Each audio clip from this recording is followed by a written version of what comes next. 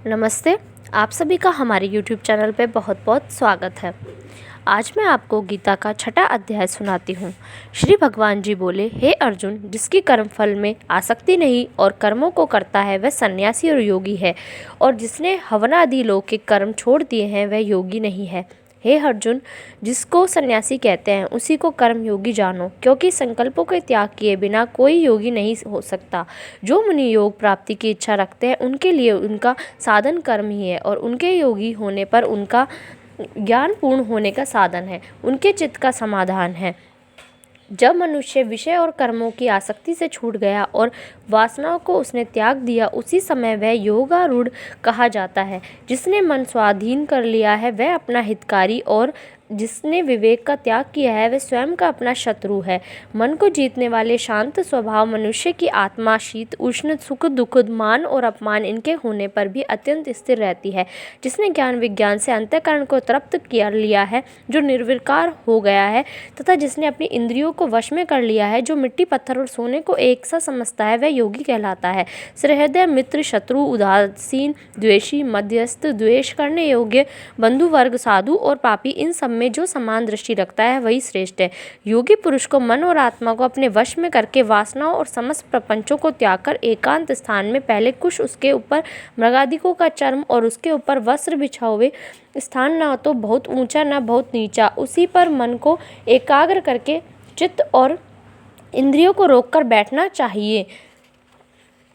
आत्मशुद्धि के लिए योग करना चाहिए। शरीर मस्तक और गर्दन को सम करके अचल होकर स्थिर होवे और अपनी नाक के अग्रभाग को देखता हुआ सब दिशाओं से अपनी दृष्टि हटाए रहे। भय रहित होकर शांत चित्त से ब्रह्मचर्य व्रत का पालन कर मन को रोककर मुझ में ही लीन हो मन को योग में लगावें। इस प्रकार मन को वश करने वाले योगी को निरंतर योगाभ्यास करते रहने से मुझ में रहने वाली और अंत में निर्वाण पद अर्थात मेरे स्वरूप में लीन करने वाली शांति प्राप्त होती है। हे अर्जुन, जो अधिक भोजन खाता है या अनेक दिन उपवास करता है, जो बहुत सोता है या जागता रहता है, उसको योग प्राप्त नहीं होता। जो उपयुक्त आहार और विहार करता है तथा कर्मों का योग रीति से पालन करता है तथा जो यथा समय सोता है और जागता है, योग ऐसे पुरुष का दुख मिटा देता है। तब संयम को प्राप्त हुआ चित्त अपने आत्मा में ही स्थिर हो जाता है और सब कामनाओं से निर्वत हो जाता है। तभी योगी मोक्ष पद पा जाता है। जिस प्रकार वायु रहित स्थान पर रखा हुआ दीपक चलायमान नहीं होता, उसी प्रकार योगी अपने चित्त को निश्चल रखकर उसका संयम करता है और अंतःकरण की समाधि लगाता है।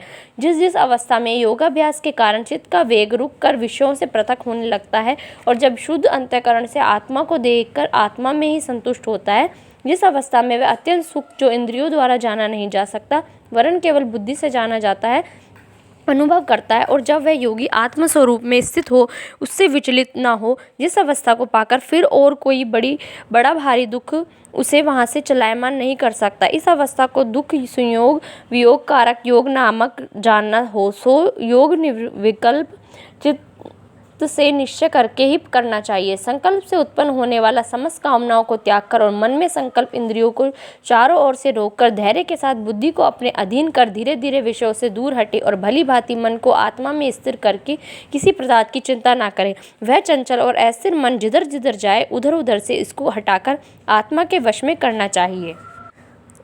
इस प्रकार शांत चित्त तथा रजोगुण से रहित निष्पाप तथा ब्रह्म स्वरूप योगी को उत्तम सुख प्राप्त होता है। इस रीति से निरंतर योगाभ्यास करने वाला योगी समस्त पापों के से छूटकर सहज ही उस परम सुख की पा लेता है जो ब्रह्म के संयोग से प्राप्त होता है। जिसका मन योग में स्थिर हो गया, उसकी दृष्टि भी सर्वत्र समान हो जाती है। वह सब प्राणियों में अपने को और अपने सब मन में सब प्राणियों को देखता है। जो सब में मुझको और मुझ में सबको देखता है, उससे मैं अलग नहीं हूँ और मुझसे वह अलग नहीं है। जो अभेद भाव से रहता है वह सब प्राणियों में स्थिर हो मेरा मनन करता है, वह योगी चाहे जिस अवस्था में रहे मुझसे मिलता है। हे अर्जुन, जो सब प्राणियों के दुख सुख को अपने दुख सुख के समान समझता है, उसको सबको समभाव से देखता है, वही श्रेष्ठ योगी है। अर्जुन ने कहा, हे मधुसूदन, आपने जो यह योग सिखाया है कि सबको अपने समान देखे, सो मन के चंचल होने के कारण उसकी दृढ़ स्थिति अपने में नहीं देखता हूँ।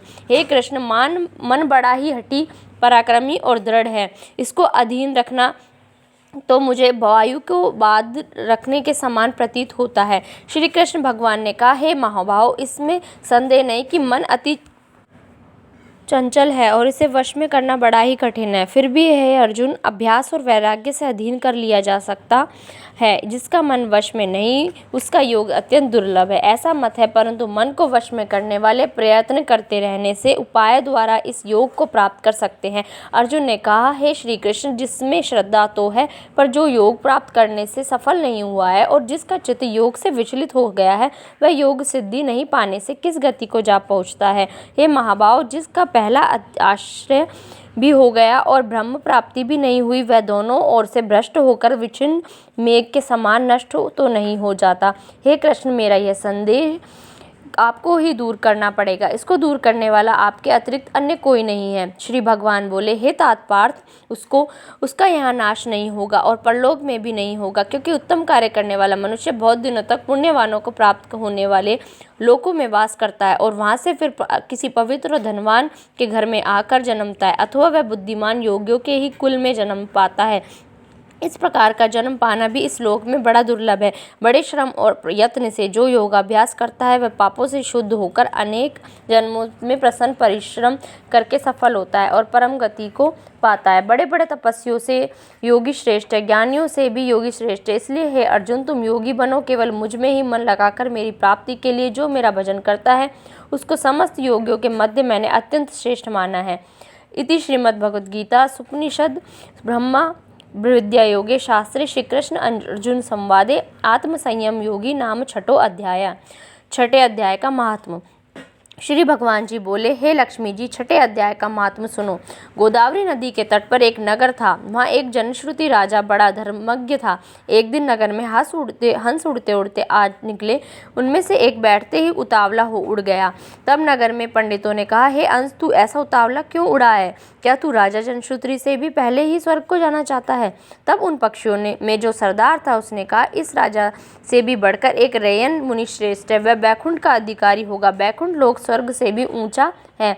तब राजा ने मन में विचार किया कि मेरे से उसका पुण्य बड़ा होगा, जिसको यह इस स्तुति करते हैं। यह विचार करके राजा ने कहा कि चलकर उसके दर्शन करने चाहिए। राजा ने सारथी से रथ मंगवाकर उस पर बैठ प्रथम बनारस की श्री काशी जी में जाकर गंगा स्नान कर ब्राह्मणों को दान किया और शिवजी महाराज के दर्शन किए। फिर लोगों ने पूछा, यहाँ कोई रैयक मुनि रहते हैं? लोगों ने कहा, नहीं। फिर राजा ने उत्तर दिया कि को जाकर बद्रीनारायण को परसा। वहाँ से राजा का रथ चले नहीं। तब राजा ने कहा, मैंने पृथ्वी की परिक्रमा करी है, परंतु किसी स्थान पर रथ नहीं अटका है। यहाँ कोई ऐसा पुण्यात्मा रहा है जिसके तेज से मेरा रथ नहीं चलता।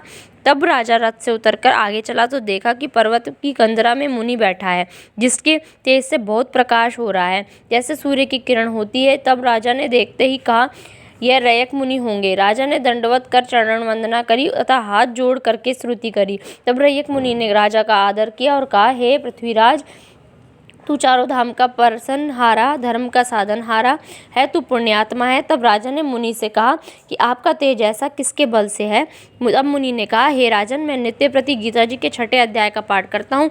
इस कंदरा में उसी का प्रकाश है। यह सुनकर राजा ने अपने पुत्र को बुलाकर कहा, हे पुत्र, आज से तू राज्य कर, अब मैं तीर्थों को जाता हूँ। इतना कहकर राजा ने राज्य त्याग दिया और रयत मुनि ने गीता जी के छठे अध्याय का पाठ आरंभ कर दिया। तब वह राजा भी पाठ करने लगा। एक दिन प्राणायाम करके दोनों ने देह त्याग दी। तब स्वर्ग से विमान आए, जिस पर बैठकर वे बैकुंठ को गए। धन्यवाद। इस वीडियो में बस इतना ही। यदि आपको मेरी वीडियोस अच्छी लगे तो प्लीज़ उन्हें लाइक कीजिए, शेयर कीजिए और मेरे चैनल को सब्सक्राइब कीजिए।